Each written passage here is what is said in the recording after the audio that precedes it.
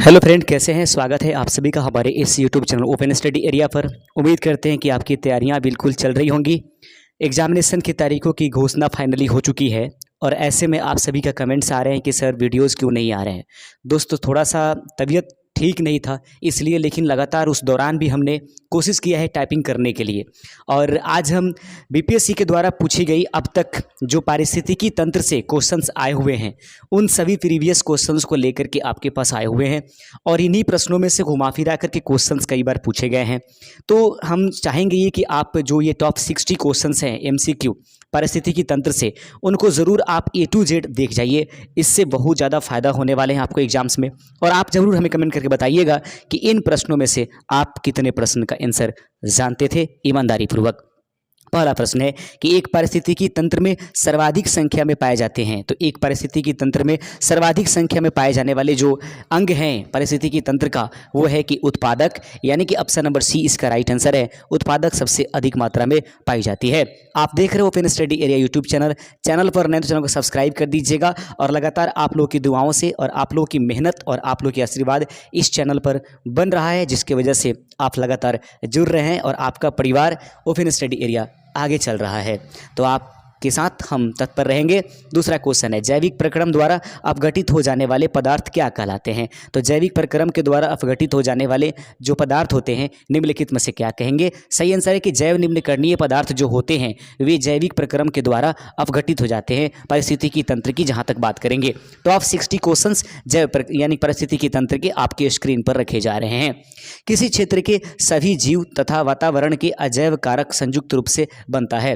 किसी क्षेत्र के सभी जीव तथा वातावरण के अजैव कारक संयुक्त रूप से किससे बनता है।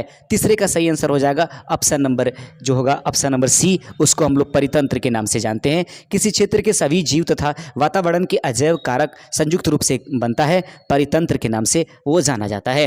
दोस्तों, एक भी क्वेश्चन छोड़ करके मत हटिएगा, बिल्कुल लगातार ज़्यादा क्वेश्चंस नहीं है, करीब करीब उम्मीद करेंगे कि कुल प्रश्नों की संख्याएं 60 होंगी और ये 60 प्रश्न ज़्यादा नहीं होते हैं। सभी प्रीवियस ईयर्स और मोस्ट इंपॉर्टेंट क्वेश्चंस इसमें शामिल किए गए हैं। धीरे धीरे करके इसका लेवल बढ़ेगा। आगे बढ़ते चलिए। सूची 1 के साथ सूची 2 का मिलान कीजिए। देखिएगा, ये क्वेश्चंस बीपीएससी में भी नहीं पूछा गया है और यह भी क्वेश्चंस जो है हायर एग्जाम्स यूपीएससी में भी पूछा गया है। सूची 1 को सूची 2 से मिलान कीजिए। जैसा कि आपको एक तरफ एक सूची दिया गया है, उसमें कुछ अंग दिए गए हैं, ठीक है, और उसको मिलान कराने हैं ताकि हम छोटा कर लेते हैं जिससे कि आपको और आसानी हो जाए। तो आइए दोस्तों, हम मिलाने की कोशिश करते हैं सूची 1 को सूची 2 से।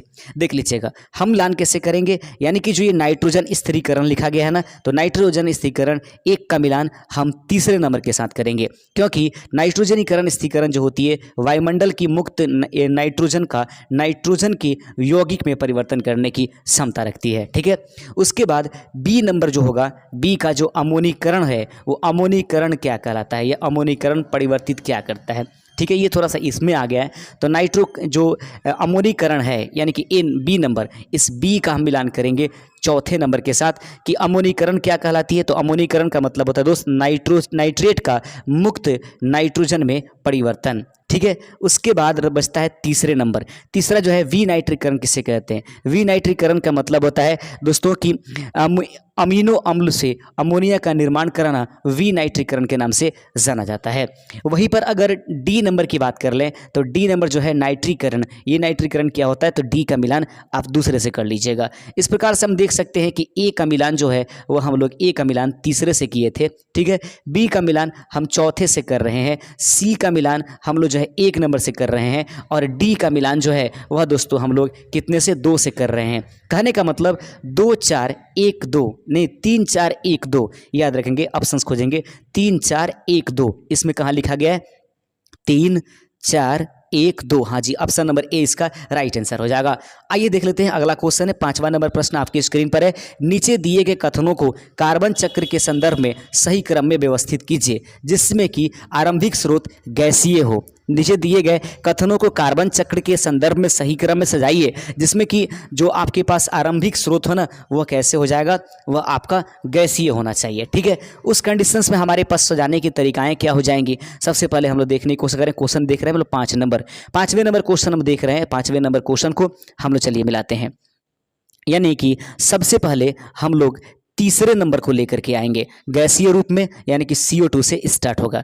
दूसरे नंबर पर आपके आता है यानी कि इसका एक अन्य पदार्थ जिसको हम लोग पौधे में जैव कार्बन के नाम से जानेंगे। उसके बाद आपके पास आता है उसके बाद चौथा नंबर जिसको हम जैव पशुओं में जैव कार्बन, और उसके बाद अंत नंबर में दूसरे नंबर ऑप्शंस को हम लोग लेकर आते हैं। ठीक है, पांचवें नंबर उसके बाद आता है चौथे के बाद, और दूसरा नंबर सबसे अंत में। इस प्रकार से हम लोग देख सकते हैं 3 1 4 5 2। इस पर विशेष ध्यान देने की जरूरत नहीं है, ये ज़्यादा टॉप क्वेश्चन हो गया। आगे प्रश्न देख लेते हैं। प्रश्न छठा नंबर, निम्नलिखित में से कौन सा भारत में एकमात्र मिश्रित यानी कि प्राकृतिक और जो सांस्कृतिक है यूनेस्को विश्व धरोहर स्थल में शामिल है। तो अगर प्रश्न आपसे पूछा जाता है कि निम्नलिखित में से वो कौन सा जो है वह भारत में एकमात्र मिश्रित यानी कि प्राकृतिक और सांस्कृतिक दोनों ही प्रकार के स्थल के रूप में विख्यात है और ये जो है यूनेस्को की विश्व धरोहर स्थल के रूप में चुना भी गया है। सही आंसर हो जाएगा छठे का ऑप्शन नंबर आपके पास डी, कंचनजंगा राष्ट्रीय उद्यान जो है वह मिश्रित प्रकार की एक प्राकृतिक स्थल है जिसमें प्राकृतिक और सांस्कृतिक दोनों प्रकार की चीजें हैं। इसको यूनेस्को विश्व धरोहर स्थल के रूप में चयन किया गया है। सातवां नंबर क्वेश्चन आपकी स्क्रीन पर है, थोड़ा सा बड़ा कर लेने दीजिए। ठीक है, सातवें नंबर क्वेश्चन हम लोग देख चल रहे हैं, बहुत ज़्यादा बड़ा हो गया, थोड़ा सा छोटा करने दीजिए।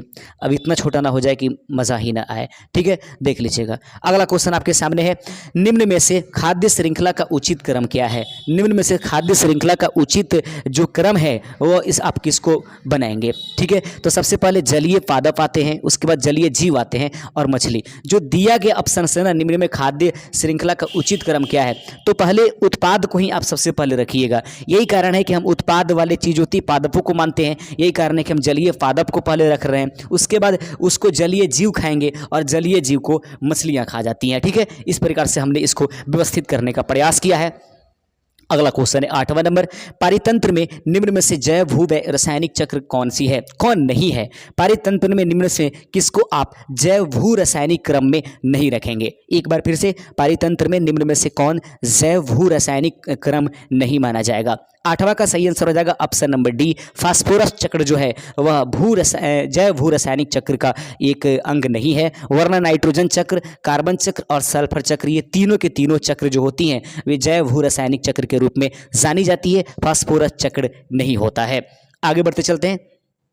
9वां नंबर प्रश्न आपके सामने है कि यदि हम पारितंत्र से अपघटकों को हटा दें तो पारितंत्र के कार्य भयंकर रूप से प्रभावित होते हैं, क्योंकि ऐसा क्या होगा जिसके वजह से यह भयंकर रूप से जो है बाधित हो जाएगा? यदि हम पारितंत्र से अपघटकों को हटा दें तो पारितंत्र के कार्य भयंकर रूप से प्रभावित होंगे। इसके कारण क्या है? सही आंसर है दोस्तों 9वें नंबर का ऑप्शन नंबर ए, खनिजों का प्रवाह रुक जाएगा। यानी कि एक जीव से दूसरे जीव में खनिज का प्रवाह नहीं हो पाएगा, उस समय समस्याएं हमारे पारिस्थितिकी तंत्र में उभर सकती हैं। 10वां नंबर क्वेश्चन है, भारतीय पारिस्थितिकी के जनक कौन माने जाते हैं? भारतीय पारिस्थितिकी के जनक निम्नलिखित में से किनको जानते हैं? तो भारतीय पारिस्थितिकी के जनक दोस्तों रामदेव मिश्रा को माना जाता है। 10वां का सही आंसर हो जाएगा ऑप्शन नंबर बी, भारतीय पारिस्थितिकी के जनक जो है उसको रामदेव मिश्रा को जाना जाएगा। किसी भी प्रकार की कोई आंसर पर डाउट होता है तो जरूर आप हमें कमेंट करके अवगत करा दीजिएगा। अगला प्रश्न है कि शब्द पारिस्थितिकी तंत्र को सर्वप्रथम दिया, शब्द पारिस्थितिकी तंत्र को सबसे पहले किसके द्वारा दिया गया है? 11 का सही आंसर हो जाएगा A.G. टेंसले के द्वारा। शब्द पारिस्थितिकी तंत्र को सर्वप्रथम किसके द्वारा दिया गया? सही आंसर है A.G. टेंसले के द्वारा दिया गया है। अगला क्वेश्चन है 12 नंबर, वृक्ष प्रमुख पारितंत्र का संख्या का पैरामिड डैश प्रकार का होता है? तो वृक्ष जो प्रमुख पारितंत्र जो होती है ना उसका संख्या पिरामिड किस प्रकार के पाए जाते हैं? वृक्ष प्रमुख पारितंत्र का संख्या पिरामिड किस प्रकार का पाया जाएगा? 12वें का सही आंसर हो जाएगा ऑप्शन नंबर ए, यानी कि यह उल्टा होता है। आप देख रहे हैं open study area YouTube channel. दोस्तों इन प्रश्नों को अपने दोस्तों में जरूर अधिक से अधिक मात्रा में शेयर करने की कोशिश कीजिएगा। लाभ उठाइए, चैनल को सब्सक्राइब करते चलिए। एक खाद्य श्रृंखला में निम्नलिखित में सर्वाधिक संख्या किसकी होती है? एक खाद्य श्रृंखला में निम्नलिखित में से सर्वाधिक संख्या किसकी है? 13वें का सही आंसर हो जाएगा ऑप्शन नंबर ए, यानी कि अपघटक। एक खाद्य श्रृंखला में निम्नलिखित में सर्वाधिक संख्या किसकी होगी? अपघटक की संख्या जो होती है वो सबसे अधिक पाई जाती है। 14 नंबर प्रश्न आपके सामने है कि पारिस्थितिकी तंत्र में 2 अवयव होते हैं। पारिस्थितिकी तंत्र में 2 अवयव होते हैं, तो पारिस्थितिकी तंत्र में पाए जाने वाले उन 2 अवयवों को हम लोग किस नाम से जानेंगे? सही आंसर है कि जैविक और अजैविक घटक दोनों को मिलाकर के हम लोग पारिस्थितिकी तंत्र का निर्माण करते हैं। 15 नंबर प्रश्न आपके सामने है। प्रश्न है कि खाद्य श्रृंखला के अनुसार मनुष्य होता है, तो खाद्य श्रृंखला के अनुसार जो है मनुष्य एक प्रकार का उपभोक्ता है। ऑप्शन नंबर सी इसका सही आंसर हो जाएगा 15 का।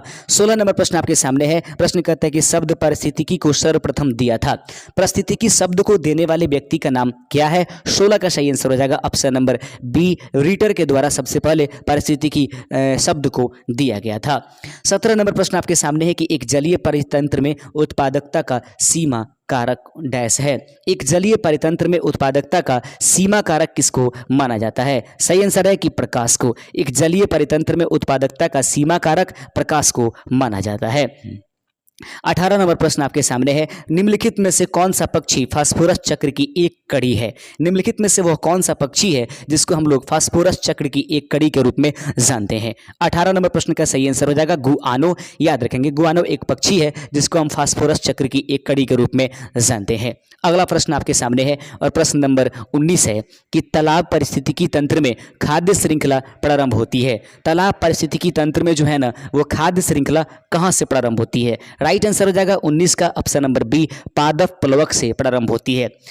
तालाब पारिस्थितिकी तंत्र में खाद्य श्रृंखला कहाँ से प्रारंभ होगी? सही आंसर होगा पादप प्लवक से वह प्रारंभ होती है। दोस्तों एक भी क्वेश्चन को छोड़ करके मत हटिएगा, सभी मस्ट इंपॉर्टेंट क्वेश्चन है। एक क्वेश्चन आपकी जिंदगी को बना सकती है और एक क्वेश्चन ही आपकी जिंदगी को बिगाड़ भी सकती है।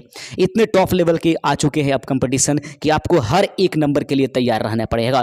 प्रकाश संश्लेषी रूप से सक्रिय विकिरण PAR का कितना प्रतिशत पौधों द्वारा ग्रहण किया जाता है? प्रकाश संश्लेषी रूप से सक्रिय विकिरण का कितना प्रतिशत पौधों के द्वारा जो है ग्रहण किया जाता है? मस्ट इंपॉर्टेंट क्वेश्चन है। 20वें का सही आंसर ऑप्शन नंबर ए यानी कि 2 से 10% इसका राइट आंसर हो जाएगा। 21 नंबर प्रश्न आपके सामने है कि जैव विविधता से संबंधित सही कथन का चयन कीजिए। जैव विविधता से संबंधित रहने वाले सही कथन निम्नलिखित में से कौन सा है? 21 का सही आंसर रहेगा ऑप्शन नंबर ए, जैव विविधता भूमध्य रेखा की ओर बढ़ने से बढ़ती है। याद रखेंगे जैव विविधता से संबंधित सही कथन कौन सा है कि जैव विविधता भूमध्य रेखा की ओर बढ़ने से बढ़ती है। वहीं पर बात करें कि जैव विविधता उच्चतर अक्षांशों की तरफ बढ़ती है। पृथ्वी पर जैव विविधता एक समान पाई जाती है, ये तो बिल्कुल नहीं सही है। तो सही कथन था जैव विविधता भूमध्य रेखा की ओर बढ़ने से बढ़ती जाती है। 22 नंबर क्वेश्चन आपके सामने है और 22वां नंबर क्वेश्चन आप देख लीजिएगा। 22वां प्रश्न आपकी स्क्रीन पर है, थोड़ा सा टॉप क्वेश्चन होगा।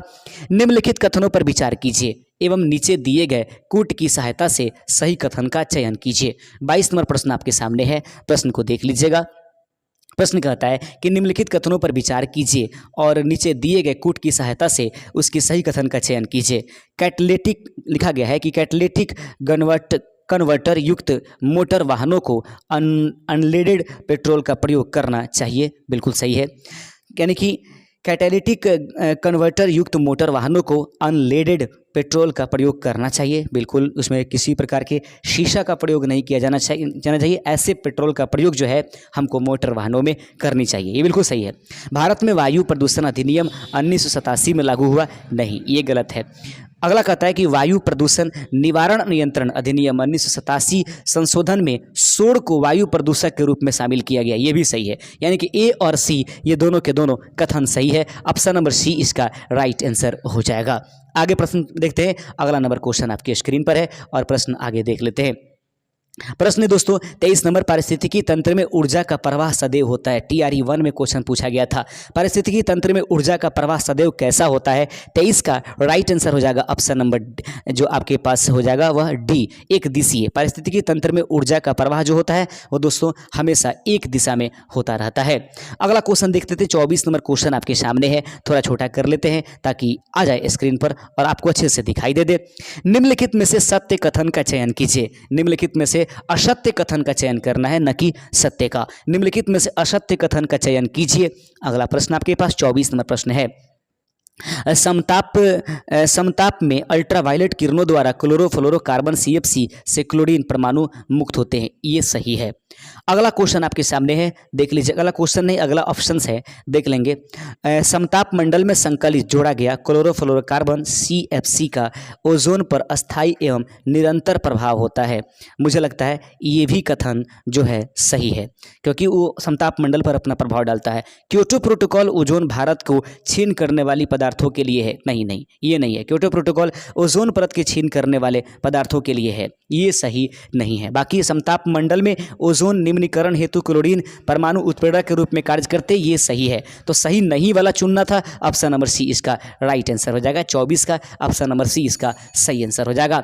25वां नंबर क्वेश्चन आपके सामने है कि जैव ऑक्सीजन मांग निम्नलिखित में से किसके लिए एक मानक मापदंड है। प्रश्न है कि जैव ऑक्सीजन मांग निम्नलिखित में से किसके लिए एक मानक मापदंड के रूप में जानी जाती है। 25वें का सही आंसर हो जाएगा ऑप्शन नंबर बी, जलीय पारिस्थितिकी तंत्रों में प्रदूषण जांचने के लिए जैव ऑक्सीजन मांग पूरी मापदंड निर्धारित की जाती है। आइए देख लेते हैं 26 नंबर क्वेश्चन आपके स्क्रीन पर है। 26वां नंबर प्रश्न ये रहेगा। प्रश्न कहता है कि निम्नलिखित में से कौन एक ग्रीन हाउस गैस नहीं है। निम्नलिखित में से कौन एक ग्रीन हाउस गैस नहीं है। किसको आप ग्रीन हाउस गैस नहीं मानेंगे। तो 26 नंबर प्रश्न ये देख लीजिएगा। ये नाइट्रोजन डाइऑक्साइड जो है ना वो ग्रीन हाउस गैस है। मीथेन भी एक ग्रीन हाउस गैस है। कार्बन डाइऑक्साइड भी एक ग्रीन हाउस गैस है। तो अगर पूछ देगा ग्रीन हाउस कौन सा है तो याद रखिएगा कि एक नाइट्रोजन ऑक्साइड, मीथेन और कार्बन डाइऑक्साइड ये तीनों के तीनों जो होती है ग्रीन हाउस गैसेज है। वहाँ पर ऑप्शन आपका एक से अधिक वाला आंसर लग जाएगा। लेकिन यहाँ पर पूछा जा रहा है कौन नहीं है, तो उम्मीद करते हैं कि आंसर चुन लिया गया होगा। नाइट्रोजन इसका राइट आंसर हो जाएगा। अगला प्रश्न देख लीजिएगा। खाद्य श्रृंखला में चूहा जिस श्रेणी में आता है वह निम्नलिखित में से क्या है। 27 का सही आंसर हो जाएगा कि प्राथमिक उपभोक्ता के रूप में जाना जाता है। खाद्य श्रृंखला में चूहा जिस श्रेणी में आता है वह निम्नलिखित में से क्या कहलाएगा, प्राथमिक उपभोक्ता कहलाएगा, क्योंकि यह मुख्य रूप से उत्पाद यानी कि पादपों पर निर्भर रहने वाले जीव होते हैं। यही कारण है कि हमारे गेहूं और धान इत्यादि को ये भारी मात्रा में नुकसान भी पहुंचाते हैं। ओजोन क्षय कारक पदार्थ ऐसे रसायन होते हैं जो पृथ्वी को सुरक्षा देने वाली ओजोन परत को नष्ट करते हैं। निम्नलिखित में से कौन सा ओजोन क्षय कारक नहीं है। प्रश्न है कि ओजोन क्षय कारक पदार्थ ऐसे रसायन होते हैं जो पृथ्वी को सुरक्षा देने वाली ओजोन परत को नष्ट करते हैं। ये बिल्कुल सही है। निम्नलिखित में से वह कौन सा ओजोन क्षय कारक है जो ओजोन क्षय कारक पदार्थ के रूप में आप उसको नहीं मानेंगे। ठीक है, 28वें का सही आंसर हो जाएगा ऑप्शन नंबर आपके सामने जो हो जाएगा वह हो जाएगा पोटेशियम परमैंगनेट जो है एक प्रकार का ओजोन क्षय कारक पदार्थ नहीं है, वरना chlorofluorocarbon, carbon tetrachloride, methyl chloroform ये सब के सब ओजोन क्षारक पदार्थ के रूप में जाने जाते हैं। अगला प्रश्न 29 नंबर प्रश्न आपके सामने है कि जैव भू रासायनिक चक्र में शामिल है। प्रश्न है 29 नंबर, जैव भू रासायनिक चक्र में शामिल है। तो जैव भू रासायनिक चक्र निम्नलिखित में से चक्र में शामिल है। 29 का राइट आंसर हो जाएगा ऑप्शन नंबर यानी कि 100 जैविक और अजैविक घटकों के माध्यम से पोषण चक्र। जैव भू रासायनिक चक्र में शामिल है जैविक और अजैविक घटकों के माध्यम से पोषण चक्र से। 30वां नंबर क्वेश्चन आपके स्क्रीन पर है और प्रश्न कहता है कि एक दिए गए क्षेत्र के जातीय संगठन में क्रमिक और अस्पष्टता पूर्वानुमानित बदलाव कहलाते हैं। एक दिए गए क्षेत्र के जातीय संगठन में क्रमिक और अस्पष्टता पूर्वानुमानित बदलाव निम्नलिखित में से क्या कहलाएंगे। 30वें का राइट आंसर हो जाएगा ऑप्शन नंबर सी, उसको पारिस्थितिकी अनुक्रम के नाम से हम सभी जानेंगे। 31वां प्रश्न आपके सामने है कि बायोमास का एक उल्टा पिरामिड किस पारिस्थितिकी तंत्र में पाया जाता है। बायोमास का एक उल्टा पिरामिड किस पारिस्थितिकी तंत्र में पाया जाता है। 31 का सही आंसर हो जाएगा यानी कि ऑप्शन नंबर बी, बायोमास का एक उल्टा पिरामिड जो होता है वह समुद्र में पाई जाती है। 32 नंबर क्वेश्चन आपके सामने है और प्रश्न है कि पारिस्थितिकी तंत्र के समुच्चय को कहा जाता है। पारिस्थितिकी तंत्र के समुच्चय को कहा जाता है एक क्या कहा जाएगा। 32 का सही आंसर हो जाएगा ऑप्शन नंबर बी, उसको जीवोम के नाम से जानते हैं। पारिस्थितिकी तंत्र के समुच्चय को हम और आप जीवोम के नाम से जानेंगे। 33 नंबर प्रश्न आपके सामने है, पारिस्थितिकी तंत्र डैश की सबसे छोटी इकाई है। प्रश्न है कि पारिस्थितिकी तंत्र डैश की सबसे छोटी इकाई है। 33 का राइट आंसर हो जाएगा ऑप्शन नंबर डी, जीवमंडल। पारिस्थितिकी तंत्र जीवमंडल की एक छोटी सी इकाई के रूप में जानी जाती है। प्रश्न है कि पत्तियों पर पड़ने वाले सूर्य प्रकाश की ऊर्जा का कितना प्रतिशत पादपों द्वारा खाद्य ऊर्जा में परिवर्तित किया जाता है। बीपीएससी TRE 1 में क्वेश्चन पूछा गया था। पत्तियों पर पड़ने वाली सूर्य प्रकाश की ऊर्जा का कितना प्रतिशत पादपों द्वारा खाद्य ऊर्जा में परिवर्तित किया जाता है। 34 का सही आंसर हो जाएगा यानी कि ऑप्शन नंबर सी, 1 याद रखेंगे। खाद्य ऊर्जा में परिवर्तित किया जाता है 1। आगे बढ़ते चलते हैं।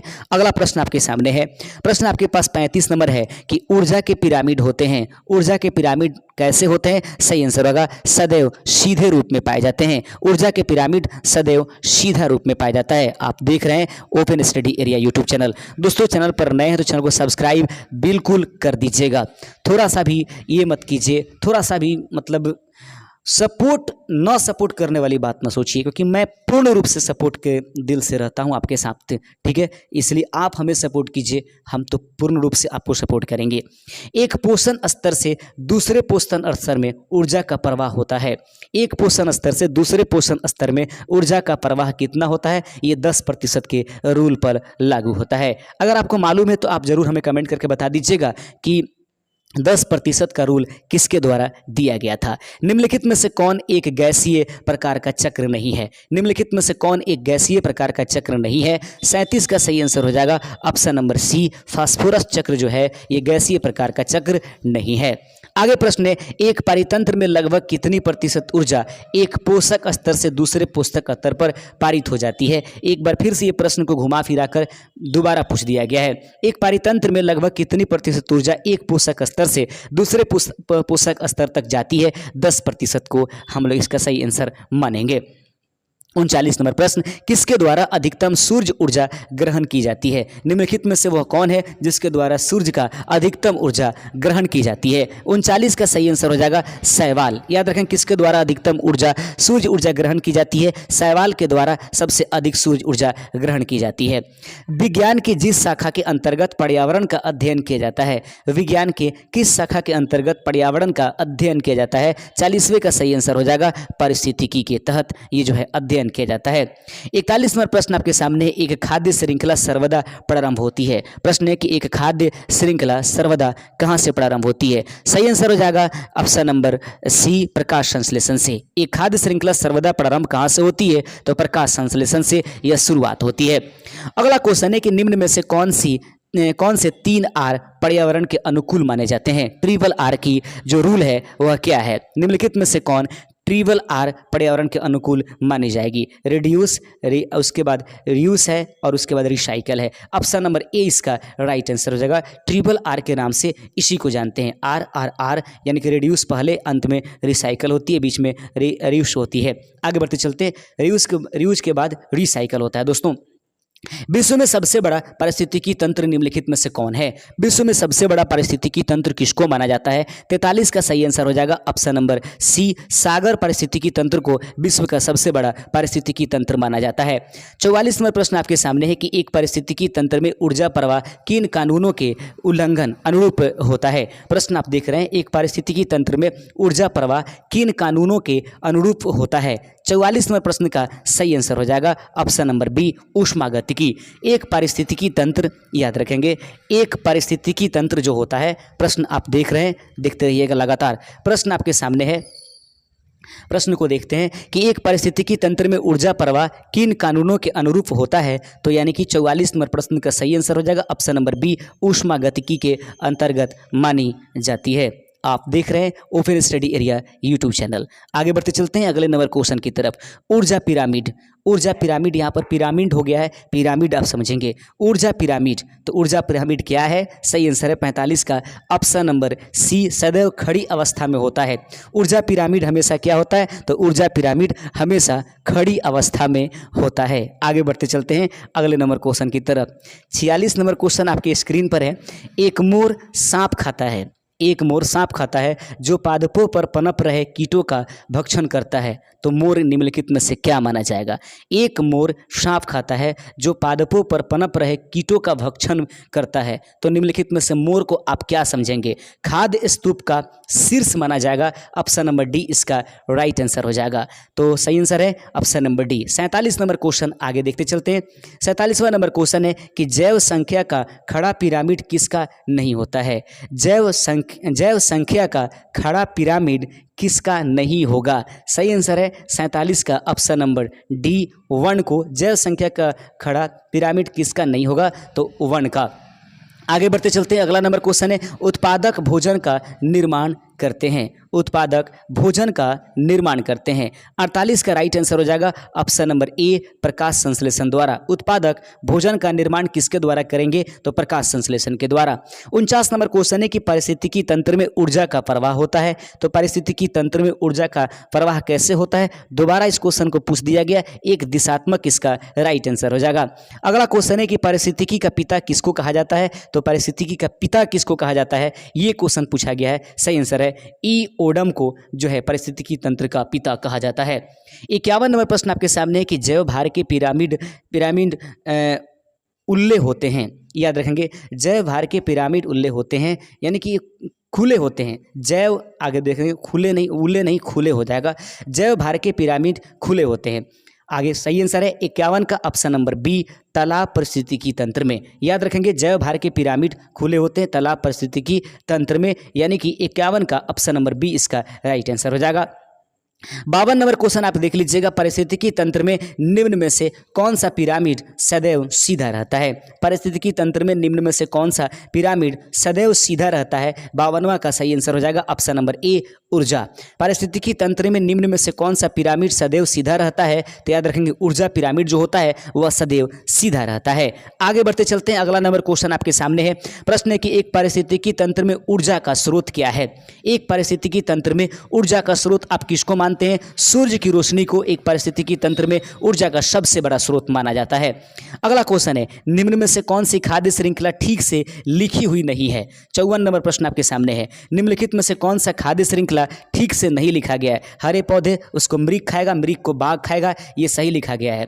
उसके बाद घास जो चूहा खाएगा, चूहा को बाज खाएगा, बाज को सांप खाएगा, नहीं, ये गलत लिखा गया है। ठीक है, ये यानी कि ऑप्शन नंबर बी इसका राइट आंसर था। 55 नंबर क्वेश्चन है कि पारिस्थितिकी तंत्र का अजैविक घटक निम्न में से है। पारिस्थितिकी तंत्र का अजैविक घटक निम्नलिखित में से कौन है? 55 का सही आंसर हो जाएगा, यानी कि ऑप्शन नंबर सी, पर्णहरित। पारिस्थितिकी तंत्र का अजैव घटक निम्न में किसमें कौन सा है? तो 55 का राइट आंसर हो जाएगा कि पारिस्थितिकी तंत्र में अजैविक घटक निम्न में से कौन है? तो पर्णहरित जो है, क्लोरोफिल, एक प्रकार का आप जो है उसको अजैविक घटक मानेंगे। प्रश्न है कि निम्न में से कौन सा नाइट्रोजन चक्र का भाग नहीं है? निम्नलिखित में से वो कौन है जिसको आप नाइट्रोजन चक्र के अंतर्गत नहीं रखेंगे? 56 का सही आंसर है हाइड्रोजन सल्फाइड। याद रखेंगे, वरना वायुमंडलीय नाइट्रोजन, अमोनिया और मृत जीव, ये सब के सब नाइट्रोजन चक्र के अपने अपने पोजीशंस में रहते हैं, लेकिन हाइड्रोजन सल्फाइड जो होता है वह जो है वह दोस्तों नाइट्रोजन चक्र का एक भाग नहीं होता है। 57 नंबर प्रश्न है कि पारिस्थितिकी पिरामिड्स की अवधारणा दी थी। पारिस्थितिकी पिरामिड्स की अवधारणा किसके द्वारा दिया गया था? तो पारिस्थितिकी तंत्र पिरामिड की अवधारणा किसके द्वारा दिया गया? चार्ल्स एल्टन के द्वारा। पारिस्थितिकी पिरामिड की अवधारणा चार्ल्स एल्टन के द्वारा दिया गया है। 58 नंबर क्वेश्चन देख लीजिएगा, पारिस्थितिकी तंत्र शब्द सबसे पहले दिया गया। पारिस्थितिकी तंत्र शब्द किसके द्वारा दिया गया था? 58 का सही आंसर ऑप्शन नंबर ए, एक बी ऑप्शन नंबर सही रहेगा, ए जी टेंसले। एक बार फिर से 59 नंबर क्वेश्चन बहुत इंपॉर्टेंट है। निम्नलिखित प्रकार की पारिस्थितिकी की तंत्रों में से कौन सबसे ज्यादा शुद्ध वार्षिक प्राथमिक उत्पादकता का निर्माण करता है? निम्नलिखित प्रकार की पारिस्थितिकी के तंत्रों में से कौन सबसे ज्यादा शुद्ध वार्षिक प्राथमिक उत्पादकता का निर्माण करता है? 59 का सही आंसर हो जाएगा ऑप्शन नंबर ए, उष्णकटिबंधीय पर्णपाती वन। अगला क्वेश्चन 60 नंबर प्रश्न आपकी स्क्रीन पर है और प्रश्न है कि निम्न में से कौन सा पारिस्थितिकी की तंत्र की एक कार्यात्मक इकाई नहीं है? निम्न में से कौन सा पारिस्थितिकी की तंत्र की एक कार्यात्मक इकाई नहीं है? 60वें का सही आंसर है परतों का अलगाव जो है पारिस्थितिकी तंत्र की एक कार्यात्मक इकाई नहीं है, वरना उत्पादकता, ऊर्जा प्रवाह और अपघटन ये सभी के सभी कार्यात्मक इकाई है पारिस्थितिकी तंत्र में। तो आज के इस सेशन में 60 मोस्ट इंपॉर्टेंट क्वेश्चन जिसमें प्रीवियस ईयर के क्वेश्चन भी शामिल किए गए हैं आपके सामने रखा गया है। इसको 1 से 2 बार जरूर देख लीजिएगा। शुक्रिया, जय हिंद, मिलेंगे अगले दिन।